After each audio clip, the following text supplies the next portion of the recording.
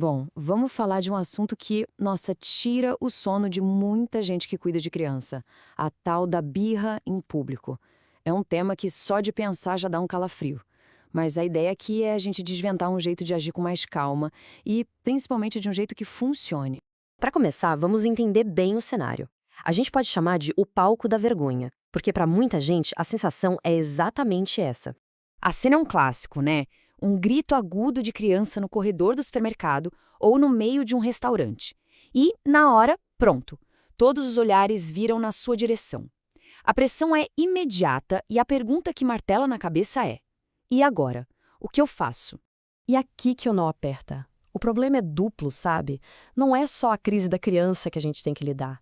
É também a nossa crise interna, que é alimentada por aquela sensação de que cada pessoa ao redor está ali julgando cada passo nosso.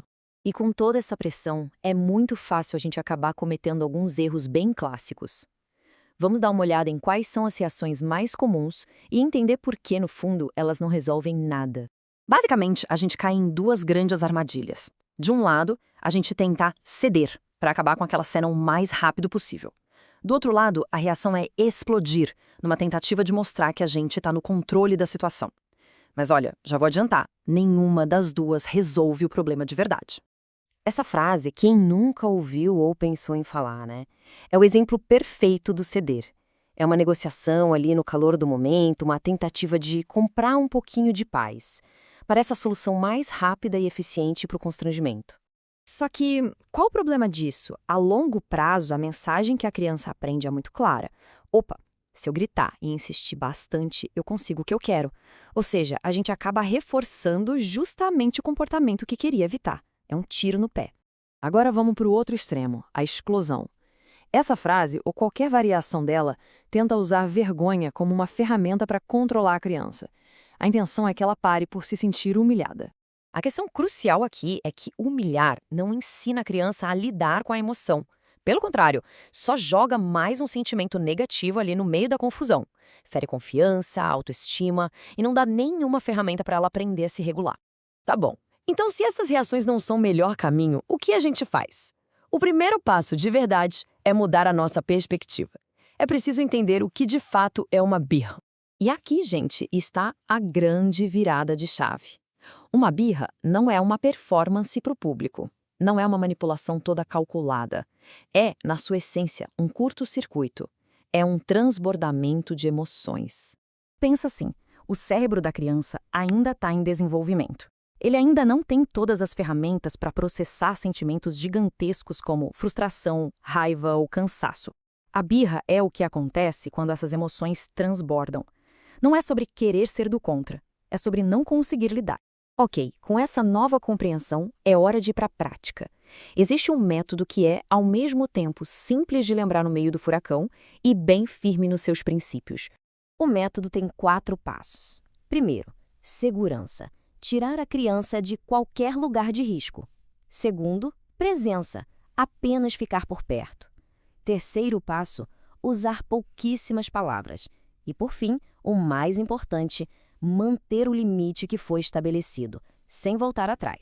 Essa frase é o exemplo perfeito do passo poucas palavras. Ela comunica 2 coisas que são essenciais, que a criança não está sozinha e que a solução não vai vir pelo grito. É uma forma de oferecer apoio sem ceder à pressão da crise. Depois que a tempestade emocional passa e a criança se acalma, aí vem a parte mais educativa do processo todo. A crise acabou, mas o aprendizado começa agora. A conversa pode ser bem estruturada. Primeiro, a gente ajuda a criança a entender o que aconteceu dentro dela. Depois, a gente dá nome para esse sentimento. Olha, você ficou com raiva, você ficou frustrado. E por fim, a gente oferece uma forma mais adequada dela expressar isso no futuro. O poder desse tipo de diálogo é que ele funciona em 2 frentes. Ele valida o sentimento, mostrando que é normal querer muito alguma coisa, mas, ao mesmo tempo, ele corrige o comportamento, estabelecendo um limite bem claro. Sentir é permitido, mas a forma de expressar isso importa, e muito. Isso tudo nos leva à conclusão, ao ponto mais profundo dessa questão toda. Afinal, onde é que deve estar o nosso foco durante uma birra em público?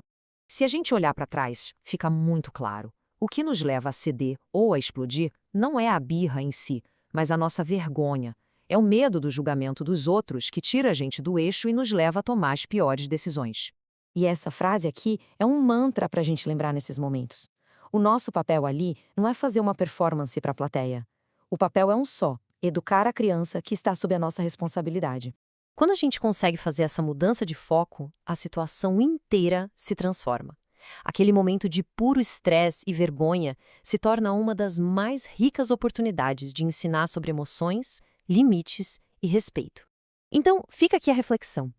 E se, em vez de temer a próxima crise, a gente conseguisse enxergá-la como um treino, uma chance de fortalecer o vínculo e ensinar uma das habilidades mais importantes da vida? A resposta para essa pergunta pode, de verdade, mudar tudo.